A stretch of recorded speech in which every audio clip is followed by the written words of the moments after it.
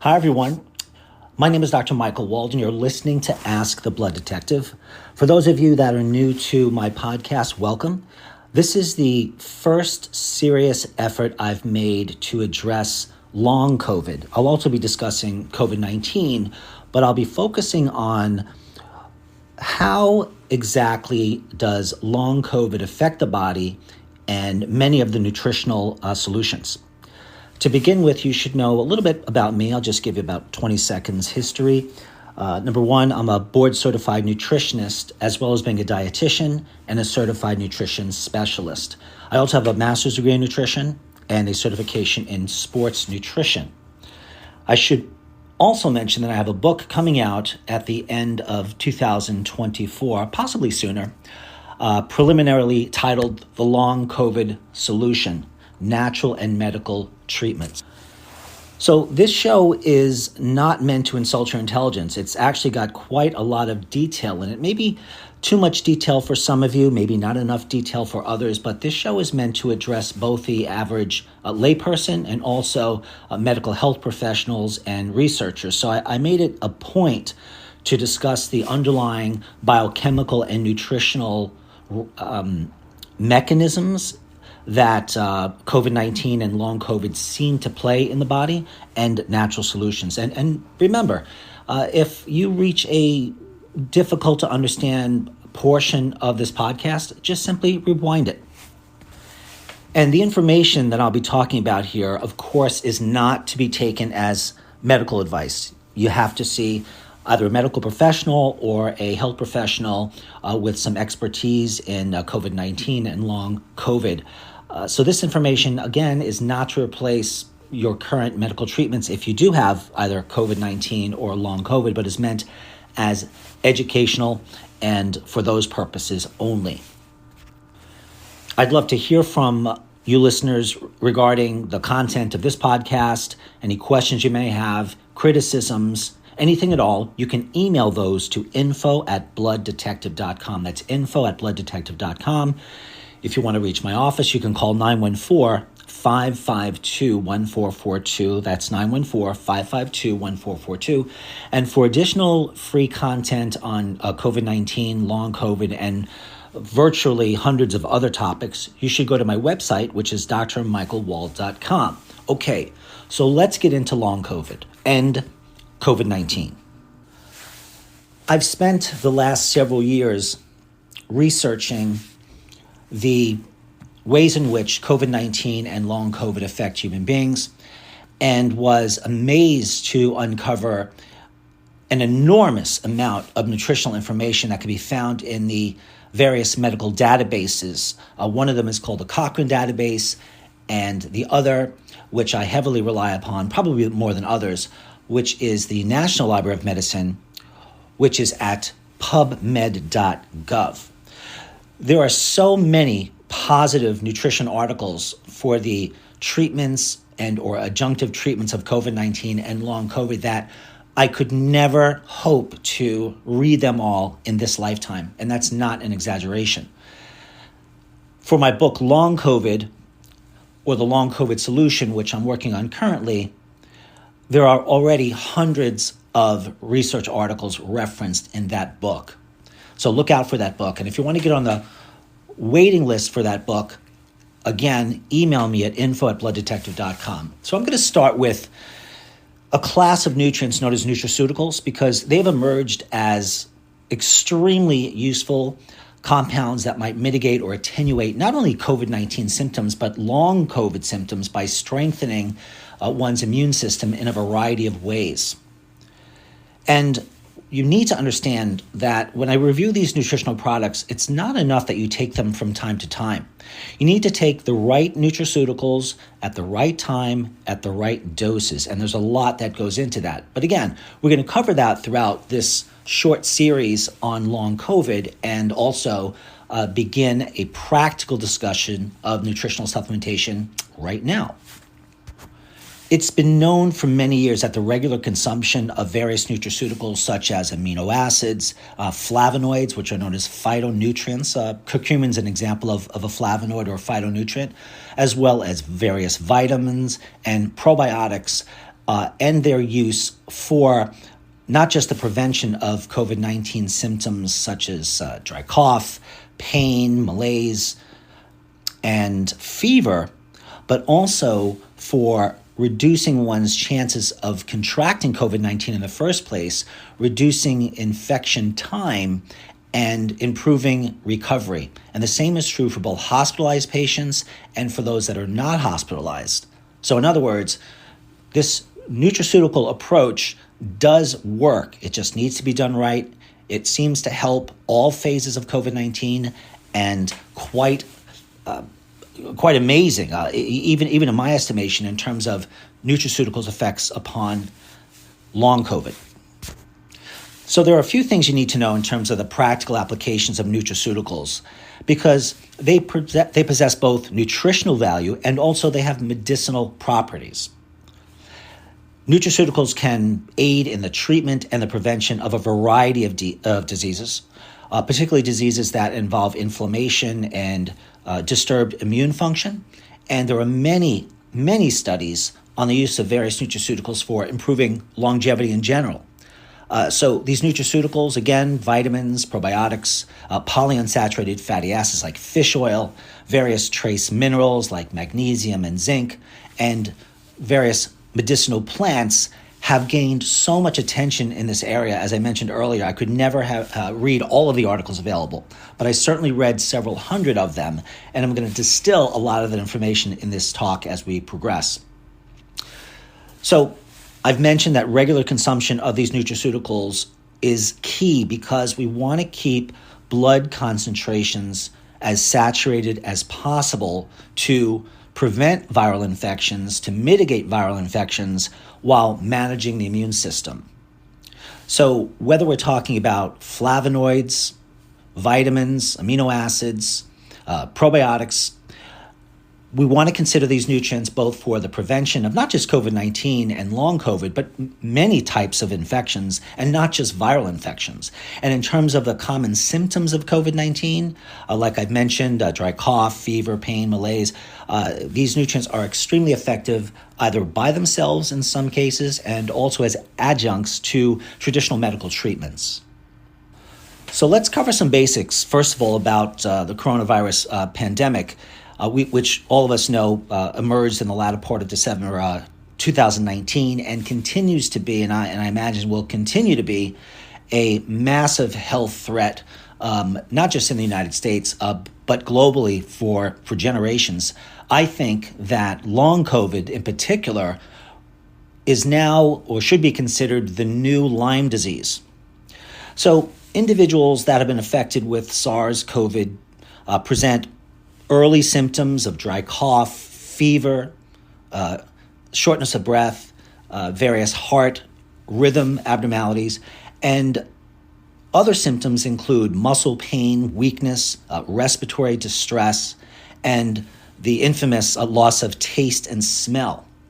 I should also mention that recovery from mild COVID infection usually occurs within about 7 to 10 days after the onset of symptoms, but it could take up to 3 to 6 weeks in severe cases and in critical illness. In addition, there is a subset of patients who continue to experience persistent symptoms of COVID over many, many months to a few years. And these individuals who have symptoms beyond 12 weeks are usually classified as long COVID or post-acute sequelae of COVID, which is abbreviated PASC. Again, that's for post-acute sequelae of COVID-19. And sometimes they're also called long haulers because they are dealing with COVID for quite a long time. And the symptoms or clinical manifestations of this long COVID syndrome are very heterogeneous. They're all over the place. In fact, there's over 200 symptoms that have been associated with long COVID. And these various symptoms are so wide-ranging, they suggest the involvement of many different organs and organ systems.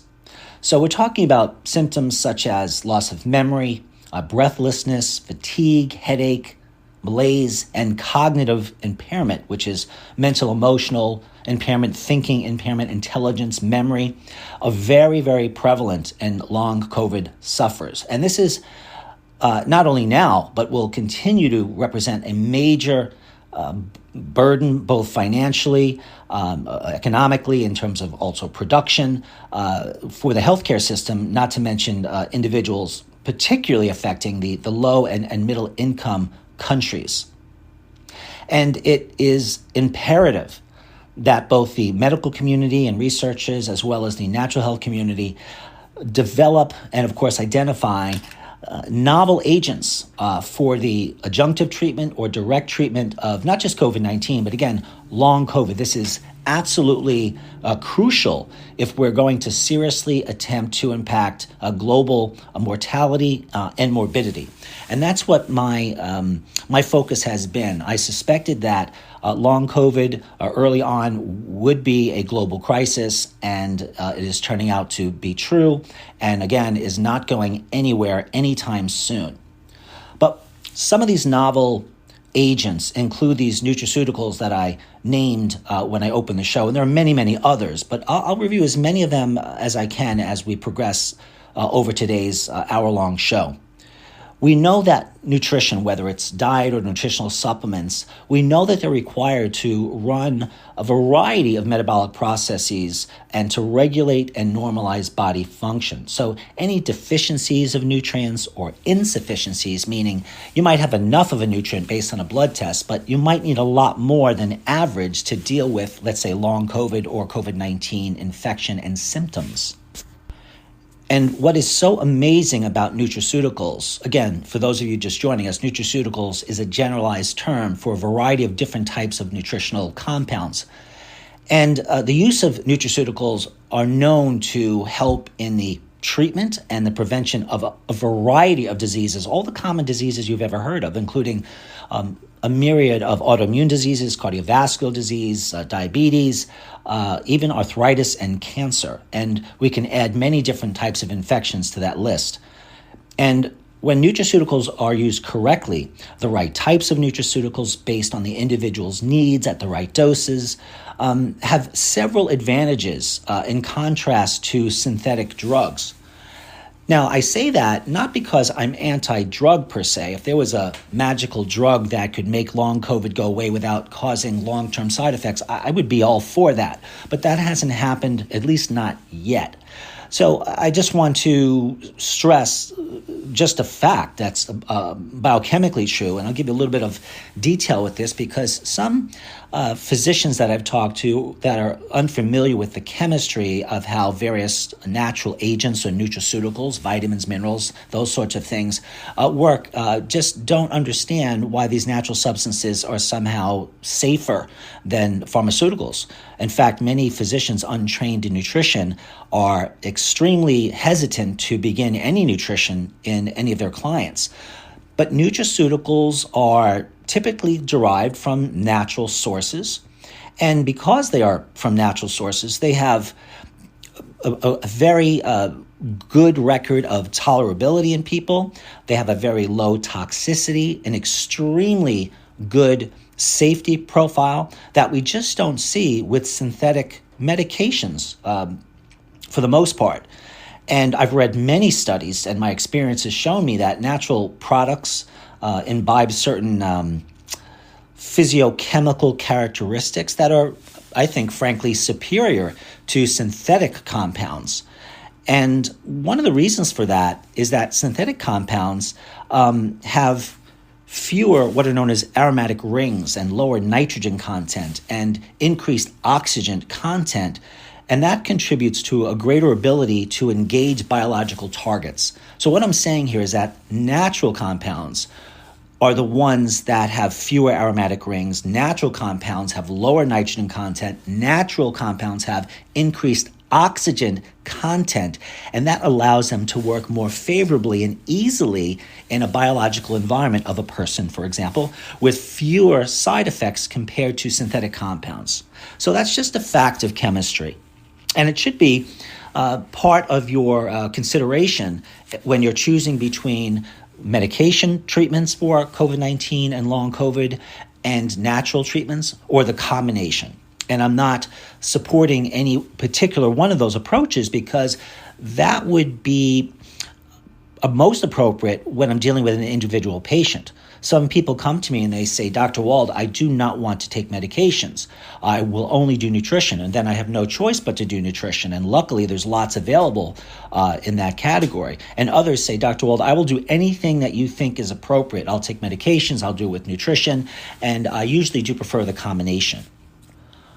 What's really fascinating about not just COVID-19, but long COVID is that both of these situations are associated with what's known as a cytokine storm. Now, don't let the term cytokine confuse you. It means that a viral infection like COVID-19 will stimulate or trigger a cytokine storm, which is basically just a massive release of pro-inflammatory cytokines, which produce inflammatory symptoms anywhere in the body, certainly including the lungs, which is why we have lung symptoms, for example, in COVID-19 and sometimes in long COVID sufferers. But all of the symptoms that you've ever heard of in COVID-19 or long COVID involve inflammation through this mechanism of cytokine storm. So we want to have our nutraceutical approaches and our pharmaceutical approaches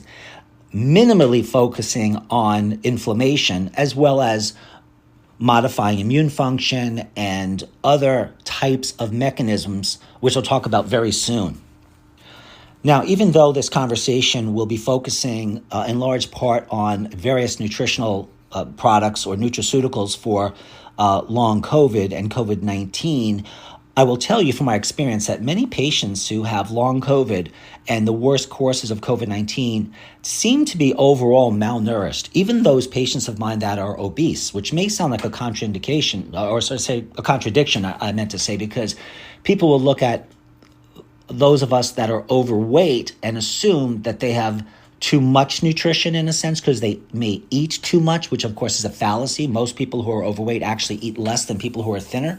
But my point here is that overconsumptive malnutrition is the medical term for an overweight or obese person who is low in various nutrients and therefore is malnourished. And being malnourished will predispose a person to a large number of health conditions that can affect virtually any area of the body, and certainly must be addressed fundamentally. Is the person getting the proper amount of proteins, healthy carbohydrates, healthy fats? And at the same time, we want to manage their nutraceutical intake with various nutritional supplements. Now, the supplements should be based on a few factors. When you're choosing between various nutritional supplements for your health, you want to choose products that have been studied quite well for the condition in question. And today it's long COVID. But as an individual, you might have specific nutritional inadequacies, we'll call them, because that would include deficiencies, just outright not enough of certain nutritional compounds, or you might have insufficiencies, which I said earlier is a term that means that you have enough on paper, but not enough for you. Just like a bodybuilder cannot be successful eating a normal amount of protein. They must have an amount of protein that considerably boosts muscle growth. So it's between you and your nutritional specialist to determine which nutraceutical compounds to use in your particular long COVID situation or whatever your health situation is. So it's the scientific studies and also your specific nutritional needs. And then there's just the practical part of experimentation where you try certain things, we see how you do, we make adjustments. And we're also relying in part on questionnaires, nutritional, visual, and standard medical health examinations, and other factors. So many different considerations need to be thought about when putting together a nutritional plan. But not to worry, because in a little bit, I'll be talking about some pretty safe nutritional approaches that virtually anyone can use to mitigate long COVID issues.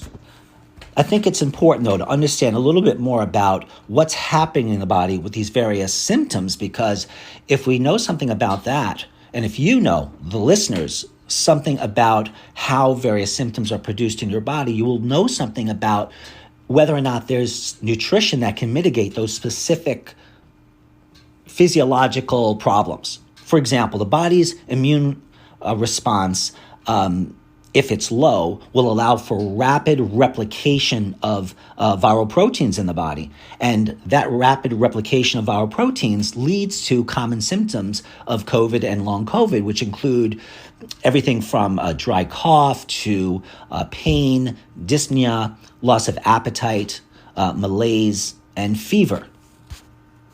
Thankfully, there are several nutraceuticals, nutritional products, which have been shown to mitigate this viral protein replication and overall inflammation response. Some of these include probiotics, polyphenols, which are plant compounds, what are known as high molecular weight polysaccharides, lectins, an herb called berberine.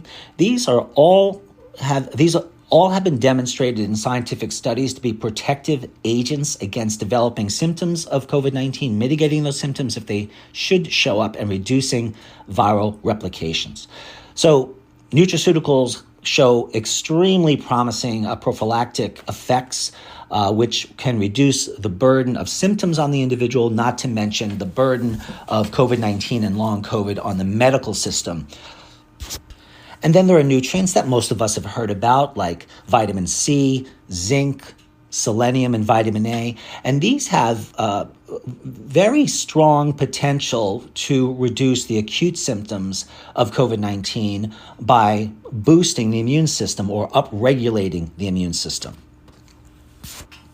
So a common symptom that I've seen in long COVID sufferers and also COVID-19 is loss of appetite. And we know that that is usually caused in COVID-19 due to a hormone known as leptin being produced, and that reduces appetite. Luckily, garlic is known to recover the appetite by decreasing the concentrations of leptin in your body. So that's one example of a very simple way, a use of garlic to improve appetite, which can offset malnutrition in an individual, which is a catastrophe if you're dealing with recovering from any infection, let alone COVID-19, not to mention chronic symptoms, which we've classified as long COVID. And, nutrition, not just garlic, but other nutraceutical treatments are, again, they're so well tolerated. I've been in practice for about 30 years, and I've never seen any severe nutritional reactions, but I'm always seeing side effects in individuals who are on various medications. So we know that the nutraceutical approach is extremely well tolerated. There are very few side effects. Most of them are mild gastrointestinal symptoms, which resolve over time or when you lower the dose of different nutrients or change how they're taken, maybe with or without food. So very, very important to take a serious look at nutraceuticals. And also, I should say, and I'll cover this more on the next episode of the long COVID solution, which is what I'm calling this short series of podcasts that I'm doing. A high protein diet is particularly important, especially a high protein meal in the morning. And the main reason for that is because when we're sleeping, we're essentially fasting. We're burning up glucose. Then we can burn up our glucose stores in the form of glycogen in our bodies as well. And once that is exhausted, which often happens during sleep, the body then starts to break down the lean mass in the body, which includes your muscles and your organs. When a person ages, just think of it this way, we lose lean mass in the body. We atrophy, we shrink. If our organs are shrinking and atrophying, and if we're losing that lean mass, those organs produce the various biochemistries that doctors measure when you go to a doctor's office. So what we found is that a loss of lean body mass, and listen, this is really important you hear this, a loss of lean body mass is the single most predictive factor for increased morbidity and mortality in human beings. So insufficient protein, which we need to maintain lean mass, to build the immune system, to reduce inflammation, and do all sorts of other positive things, is associated with increased disability and comorbid conditions and a shortened not only lifespan, but health span. And health span is defined as that time of your life where you live without or pretty much without symptoms, the high quality part of your life. That's what we want to extend. I'm not interested in living longer if I can't live better. So let's talk about a really important nutritional compound, and that's the class of probiotics. Now, probiotics have been around for a long time. They've established a very good safety record, and they have been studied in a wide range of diseases, many of them involving the modification of what's known as local immunity and systemic immunity, and all other types of inflammation and oxidative stress. So we know, again, that probiotics are used to prevent a variety of illnesses, including viral infections, also in the treatment of bacterial infections, even fungal infections, and all sorts of gastrointestinal disorders.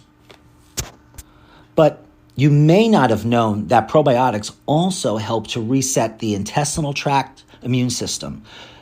80% of our immune systems are located in the wall of our small intestine. So probiotics, by fixing what's known as the intestinal milieu, reducing leakiness and inflammation of the intestines, can help reset the immune system. Specifically, probiotics have been shown to regulate what's known as the adaptive and the innate immune system, increasing resilience or resistance against a variety of illnesses and infections.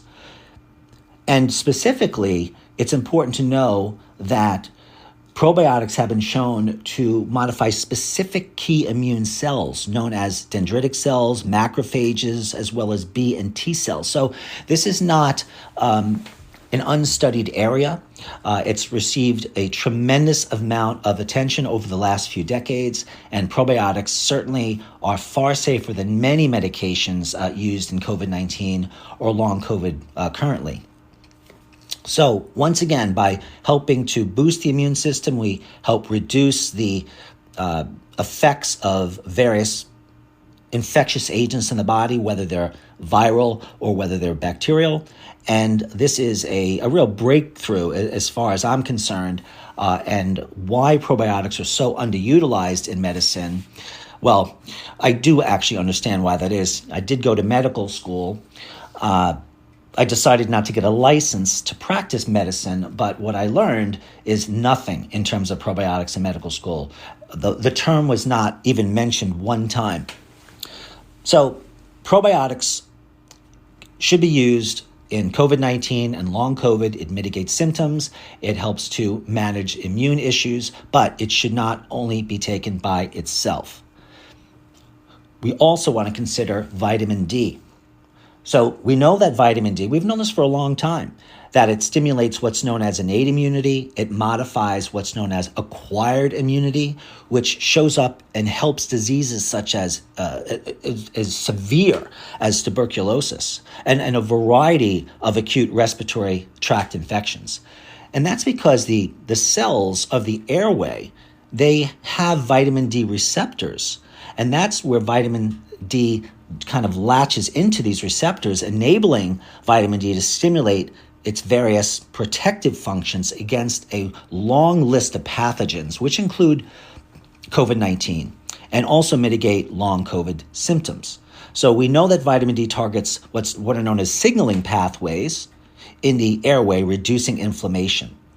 And one of the ways vitamin D does that, for those of you chemistry geeks out there, it inhibits nuclear factor kappa B, or NF kappa B pathway activation, and this reduces immune system. So the inhibition of the nuclear factor kappa B pathway by vitamin D, which has been confirmed, is essential for modifying symptoms in COVID-19 and long COVID. Now, vitamin D is so effective at reducing inflammation. It lowers some of the most difficult to lower pro-inflammatory chemicals in the body, which I mentioned earlier when I used the term cytokine. Remember cytokine storm, that big inflammatory storm that is triggered, one might say, with in COVID-19 and long COVID. And what vitamin D does specifically there is it reduces specific cytokines, inflammatory mediators, known as interleukin 12, interleukin 16, interleukin 8. There are so many others, tumor necrosis factor. And by doing all of this, again, inflammation is reduced and organ recovery can take place. And again, just to expand on this a little bit, vitamin D increases or upregulates levels of very important antioxidant gene factors. One of them is known as erythroid 2 related factor, which prevents stress in a part of the cell that produces energy known as the mitochondria. So vitamin D reduces mitochondrial stress. It reduces the oxidation or breakdown of fats in the body, which are detrimental and create symptoms known as lipid peroxidation. Vitamin D lowers lipid peroxidation. It helps to mitigate or lessen protein oxidation and DNA damage, which can lead to cancer and other abnormalities in cells. So many people with COVID-19 and long COVID happen to have deficiencies of vitamin D3 on the blood. So I would always recommend that those with COVID-19 and long COVID take the appropriate amount of vitamin D3, a minimum for a few weeks, to increase the levels of vitamin D3 in the blood. But basically, how this works is you would have your doctor run your vitamin D3 level, and if the level of vitamin D3 in your blood is less than 30, you're in need of at least 50,000 units of vitamin D to be taken once a week for at least 8 weeks. Then your blood should be retested for vitamin D3 to make sure that your D3 number is no less than 50, but I like to have it around 70 because there are a variety of studies that have been looked at within the context of what's known as a meta-analysis, which says that the magic number is around 70 in terms of your vitamin D level on your blood for overall reduction of morbidity and mortality from any cause. Now let's talk about vitamin C. So vitamin C, I believe everyone should be taking vitamin C.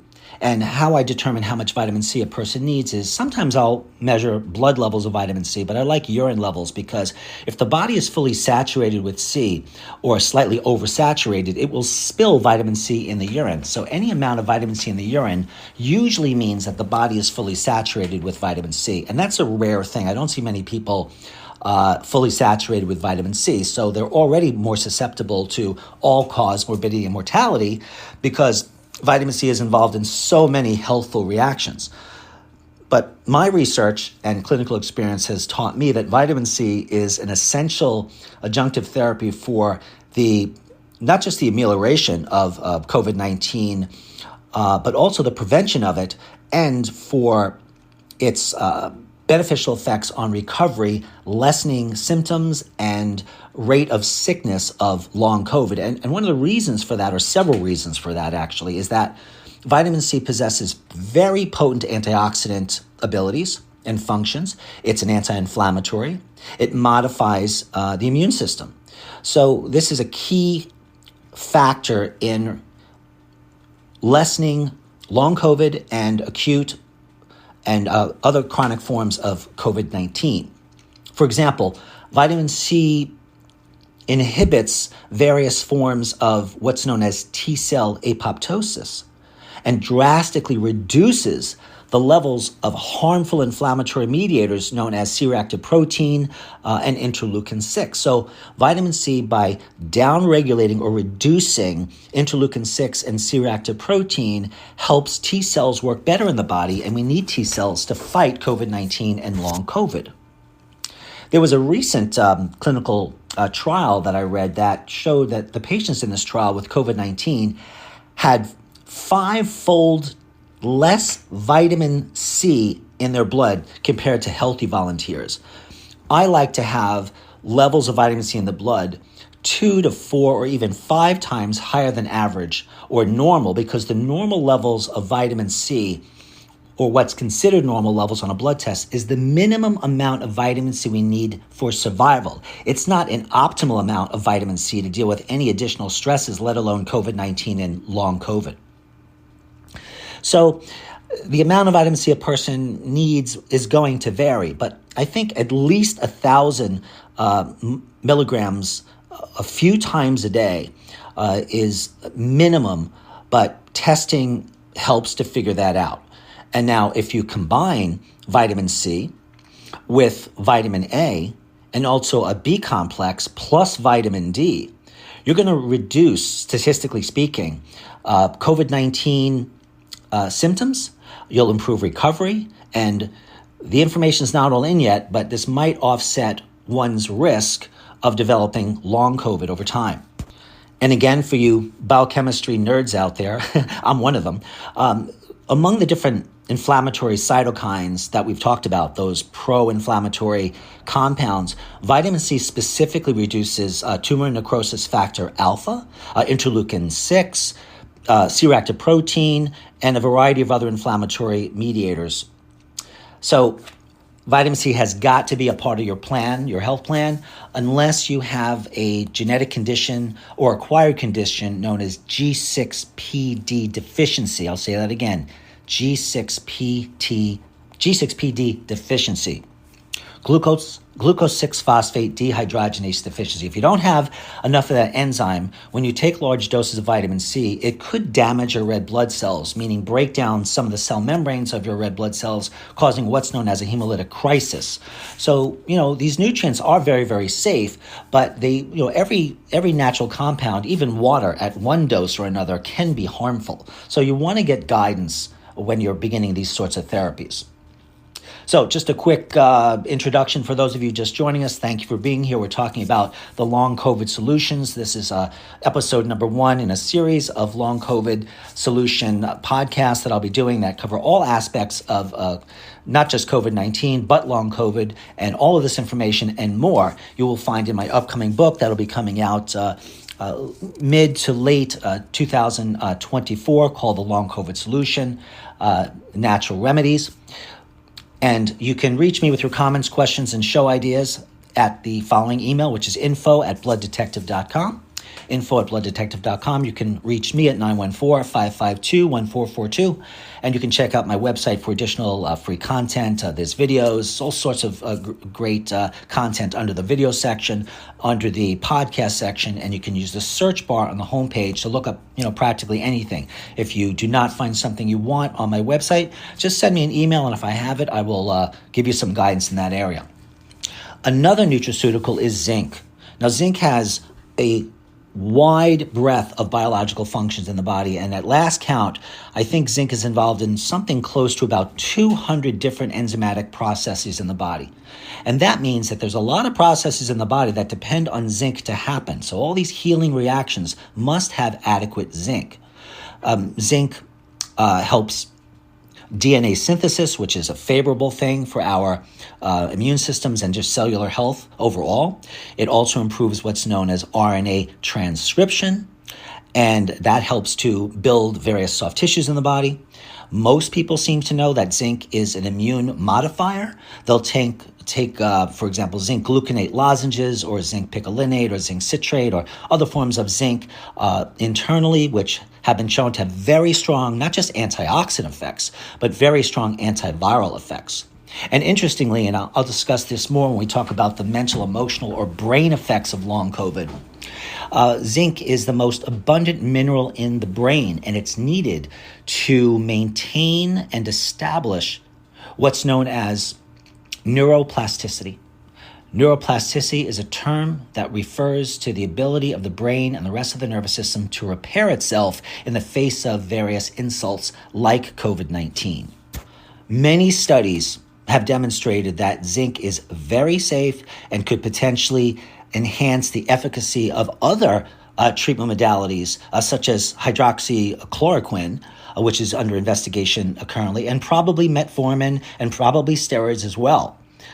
And zinc deficiency, you need to know, if you don't have enough zinc, that's going to promote oxidative inflammation in your body. You're going to have an increase in what's known as tumor necrosis factor alpha, and what's known as an increased expression of a compound known as vascular cell adhesion molecule. And all of these increases in these adverse compounds result in airway problems. Zinc helps to offset the degeneration and inflammation of the airway. And another really important benefit of zinc supplementation is that it helps to offset that cytokine storm that I mentioned earlier that we see in COVID-19 and that doesn't relent and long COVID sufferers. So in other words, with long COVID, I believe what's happening here, and there's a lot of scientific evidence to support my theory here, is that the inflammatory oxidative cytokine storm continues past 12 weeks, which by definition puts a person in the long COVID category. Zinc enhances so many different immune modifying situations that I would put it in the top 3 of my nutritional supplement picks. Another reason why I'm such a big fan of zinc is because it influences or resists COVID-19 viral entry into cells. Because once any virus gets into a cell, if the environment of the cell is favorable to that virus, then we've got infusion of the virus into the cell starts to rapidly replicate itself and undergoes what's known as virus budding. That certainly happens in respiratory tissue. And we know that this is associated with a worse course of COVID-19 and an increased susceptibility to long COVID in those persons with inadequate zinc. So zinc, in my opinion, is not only a promising supportive agent for various medications used to treat COVID and long COVID, but for anyone wishing to improve their immune system and reduce inflammation and speed up tissue healing. Now let's talk about curcumin, which is derived from turmeric. It's one of my favorite phytonutrients or plant nutrients. So I hardly know where to start in terms of curcumin and the amount of diverse biological and beneficial functions that we see in scientific studies. For example, curcumin is a powerful anti-cancer agent. It's an antioxidant, which is a good thing. It's anti-inflammatory. It helps to kill viruses, bacteria, fungi, and other infectious agents. So it's very strongly antimicrobial. And you should know that the antiviral potential of curcumin can inhibit the entry of viruses into cells. That's the first thing you want to do is try to prevent the virus entering your cells. It's always going to be more difficult to mitigate viral infections once it's taken hold in your cells, right? Common sense tells you that. But curcumin also reduces what's called the encapsulation of viruses, which makes them more susceptible to your immune system actually getting rid of the virus. There was a recent randomized controlled trial that looked at a particular type of curcumin known as a nanomicellular form, and it looked at the effects that curcumin had on modifying the inflammatory cytokine storm in COVID-19 patients. They had, I think it was 20 COVID-19 participants, and they received a very tiny amount, 160 milligrams of the nanocurcumin for only 2 weeks. And they showed a significant decrease in what's known as messenger RNA expression, and also a reduction in other inflammatory cytokines like interleukin-1 beta and interleukin-6. So we had a significant decrease in these inflammatory agents, which is testable. And those were people who had that took a very absorbable form of curcumin, again, known as the nanocurcumin, particularly when they compared them to placebo. There was just no comparison. So we know that curcumin is highly anti-inflammatory, and studies have demonstrated that it improves the clinical outcomes of not just COVID-19, but probably, I suspect, in long COVID, just as it reduces the viral infective stage in many, many different viral infections. No conversation on long COVID or COVID-19 would be complete if I didn't describe what are known as the extrapulmonary complications of COVID-19. That's a fancy term, the term extrapulmonary, for problems other than those that are related to the lungs. They're outside of the lungs, like mental health problems, such as depression, anxiety, and other mental emotional conditions, memory, for example, that involve neurotransmission. So we know that in both acute and chronic COVID-19, long COVID, a large percentage of people have neuropsychiatric symptoms, and some of them, again, have translated themselves into long COVID. So we're talking about loss of sense of smell, cognitive and attention and memory deficits, increased stress levels and reduced ability to manage stress, depression, suicide behavior, even seizures. All of these things have been associated with COVID infections in the long term, and they are thought to arise from actual brain damage. When a person has, for example, a loss of sense of smell or taste, those are central nervous system symptoms. So taste and smell involve peripheral nerves, but also involve the actual brain. So we're talking brain damage from COVID-19. And there are many studies that have looked at these mental health outcomes from COVID-19 infections. And they don't just occur with COVID-19, but any infections that cause inflammation in the nervous system can create all sorts of so-called extrapulmonary complications, those involving our mental health. For example, something like, according to one study I read, about 96.2% of those with COVID-19 develop long-term symptoms like post-traumatic stress disorder symptoms. Those are, again, extrapulmonary mental health problems from an infection. Most people don't think about mental health problems coming from infections. They think of it coming from, let's say, stress and other lifestyle factors.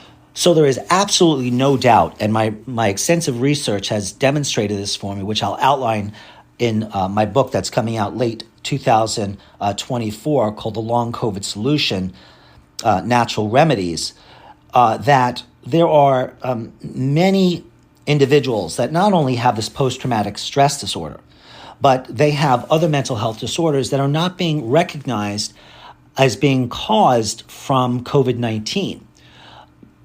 Sometimes we can identify the individuals with various mental health issues that may have been initially triggered from COVID-19 infection because these mental health problems tend to be resistant to the traditional medications, let's say like SSRI medications used in various forms of depression, because the SSRIs do not have the anti-inflammatory abilities, and that's where the target, at least in that area, needs to be for successful management, I believe, of mental health problems resulting from the oxidative bursts or cytokine storm from COVID-19 that many people with acute and chronic COVID-19 and long COVID sufferers are experiencing. And so what I'm saying here is that COVID-19 infection triggers inflammation, and this inflammation results in neurotoxicity, which means various parts of the nervous system are going to break down. So brain damage is an example of neurotoxicity, and so are some of these other mental emotional symptoms that I've been talking about. And we know something about how this is working physiologically, because many studies have reported that those with severe COVID-19 infections, but even those with mild cases, can have increased levels of what are known as pro-inflammatory cytokines. Again, I've mentioned these a few times. Interleukin 10, interleukin 6, interleukin 1 beta, tumor necrosis factor alpha. There are many more. And the increase in these cytokines damage a protective semi-permeable membrane around the nervous system. Semi-permeable means that the membrane allows certain things to get through and not others. That's how you want your blood-brain barrier protective membrane to work. Okay, it's called the blood-brain barrier. But the cytokine storm damages the blood-brain barrier, increases its permeability. In other words, it becomes kind of leaky. And that allows these inflammatory mediators, particularly tumor necrosis factor alpha, to penetrate the blood-brain barrier. And that activates or triggers inflammation in essential nervous system cells known as astrocytes and microglia cells. And when you activate these cells in turn secrete and produce even more inflammatory mediators. Some of them are called Again, tumor necrosis factor alpha, the various interleukins, certain complement proteins, glutamate is a particular problem, and quinolinic acid. When you have an increase in quinolinic acid, for example, that will cause an increase in the production of glutamate in the body, and that increases or upregulates what's known as NMDA receptors, which can cause memory problems, even hallucinations, and can adversely affect the ability of the brain and nervous system to recover from a viral or any other type of a stressor. So in other words, all this inflammatory stuff, which is triggered by COVID-19 infection, has a detrimental effect upon the blood-brain barrier and ultimately the cells of the nervous system, which results in poor neuroplasticity or poor ability of your nervous system to recover from insults. Let's move on to a moment to another one of my favorite nutraceuticals, and that would be omega-3 fatty acids or fish oil. Look, not all fish oils are the same. Not all vitamin C is the same. Not all vitamin D is the same, or zinc. You need to consult with a qualified healthcare provider that knows the appropriate forms of these nutrients that you need in your situation, and the right doses, again, with the right timing. But back to omega-3s, we know that there are, I would have to say, hundreds and hundreds of studies that show that a higher omega-3 intake is associated with reduced anxiety in a person, a reduced incidence of depression, and a long list of mental emotional issues, also other physiologic issues like reduced cancer rates, certainly reduction in cardiovascular risk. And when you look at countries which have higher omega-3 fatty acid fish consumption, they tend to have a lower overall incidence of mental health disorders across the board, including depression specifically. And I remember also coming across what's known as a meta-analysis, one of the more reliable studies, that was a meta-regression type of study. And they observed that high doses of omega-3 fatty acids, particularly the EPA portion of omega-3 fatty acids, those of you who know about fish oil know that it's composed of two major fatty acids, EPA and DHA. They're both needed for brain. But this particular study looked and favored the EPA portion for mental health issues in individuals, saying that it had antidepressant action. That's a big deal because antidepressant medications only work about half the time, and they commonly have side effects. Omega-3s have very few side effects. Not only that, they also help blood thinning. Omega-3 fatty acids are antioxidant, and that they're the most abundant phospholipid in the brain, omega-3s, so very important for neuroplasticity. Let's move to vitamin D. So I've mentioned a bit about vitamin D already, but the vitamin D that you want to take is known as 125-dihydroxycholecalciferol. Say that 3 times fast. 125-dihydroxycholecalciferol. I'm not going to say it 3 times fast. I don't think I can. But if we take vitamin D and we mix it with fish oil, it works even better. Now, vitamin D is produced in the body when the skin is exposed to sunlight. And from a dietary point of view, most omega-3s are in fish and fish oil, like omega-3 fatty acids you'll find in salmon, tuna, mackerel, and codfish, for example. Now, back to D, you'll also find vitamin D in all of those foods that I mentioned. And we know that those with depression, for example, have lower levels of vitamin D. Infection with COVID-19 could trigger depression and many other mental health problems, or many other physiological problems like autoimmune diseases, for example, with just being exposed to COVID-19 if you're generally susceptible. So in other words, COVID-19 can trigger a whole host of other comorbid conditions in a person, which may be included in a long COVID situation, which by definition is persistent symptoms that started during a person's COVID exposure, but last greater than 12 weeks. It's also important to know that those with depression that have vitamin D deficiency, that tends to be associated with low melatonin levels, which affect mood and sleep patterns. Plus, if we don't have proper sleep, we can't recover from anything. So it's very important to consider vitamin D and also melatonin when we're talking about COVID-19 and long COVID. And the reason why, or at least part of the reason why vitamin D helps in mental health problems is because it helps to produce serotonin in the body. And serotonin is a neurotransmitter associated with a greater mood and sense of well-being. And vitamin D, when you combine it, for example, with the amino acid tryptophan, and if you throw a little melatonin in there, could be a game changer for persons with depression, whether or not it's caused or triggered by COVID-19 and it has lasted such that it is now part of a long COVID situation, or even apart from COVID infection. Let's move to methylfolate, so folic acid. Folic acid is in the B vitamin family. And studies have demonstrated that persons with depression tend to have problems using folic acid, but actually 10% of women, and I'm unsure of the percentage of men, it's not really too clear, do not methylate folic acid well, which means these individuals don't activate or transform folic acid into the methylated form that's required for all sorts of healing reactions. And we know that that happens due to at least in part due to what's called a genetic polymorphism in the methyl tetrahydrofolate reductase gene, or the MTHFR gene.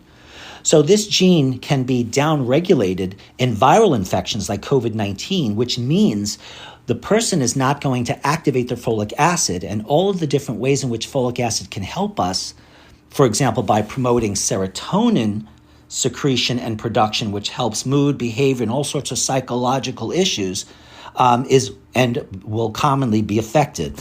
So unless there's a reason for you not to have a methylated form of folic acid, when you purchase folic acid, you want a pharmaceutical grade folic acid, and you want it in a methylated form. Let's talk about amino acids and a particular amino acid known as creatine. Now, creatine is known as an organic compound. It's synthesized in our body, in some of our body cells, and it's found in foods like meat and fish. And it's, every athlete practically knows about creatinine and amino acids because they're ergogenic aids. They help to boost athletic performance. And they're among those allowable ergogenic aids in, let's say, Olympic level or professional level athletic performances. But they absolutely can improve athletic performance. But they go beyond that.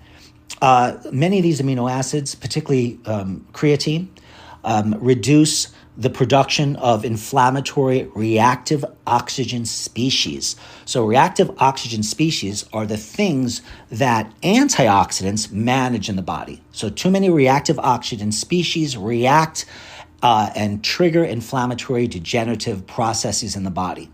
And we know that creatinine and certain amino acids are strongly anti-inflammatory in their effects. For example, certain amino acids can diminish or decrease the production of homocysteine, which is a toxic amino acid that's associated with everything from chronic infections to dementia to heart disease, cancers, hypothyroidism, various special needs conditions. So important to consider creatine supplementation. Now, creatine is produced in the body, in the kidneys, the liver, even the pancreas. But if COVID-19 has affected those organs, then the person's going to not synthesize as much creatinine. And if you don't have enough creatinine, you can't make other amino acids like arginine, glycine, and methionine, which are very important for healing a variety of tissues. Now, creatine supplementation in particular is fantastic for improving cognitive function or brain-related mental emotional issues in persons with long COVID, particularly if they have deficiencies. And when you improve creatinine levels in the body, you can improve the body's ability to deal with a variety of stressors, such as the stress of viruses, but also improves exercise, ability to exercise and results of exercise, like gaining lean muscle mass. It might also improve sleep and ability to deal with stress and a whole variety of other chronic pathological conditions. We know in COVID-19 and probably in long COVID, there's abnormal metabolism of creatine in the brain. And that's going to also result in problems with the body making important neurotransmitters that help us deal with stress and help regulate our mood, like phenylalanine and tyrosine. And both phenylalanine and tyrosine are key in processes involving the regulation or the synthesis of neurotransmitters that improve our mood and help us deal with stress, like norepinephrine and dopamine. Okay, so that's a lot of information. We're going to have to call it quits for this first episode of Long COVID Natural Solutions, but please join me for the next few segments as well. I'll continue with nutrition that the scientific literature, my investigations, my clinical experience have shown me are beneficial not only in mitigating COVID-19, but long COVID symptoms. My name is Dr. Michael Wald. You're listening to Ask the Blood Detective. Reach out to me. Let me know your questions, comments, and show topic ideas. Email me at info@blooddetective.com. That's info@blooddetective.com. You can call me at 914-552-1442. And my website for free content is drmichaelwald.com. Take care, everyone.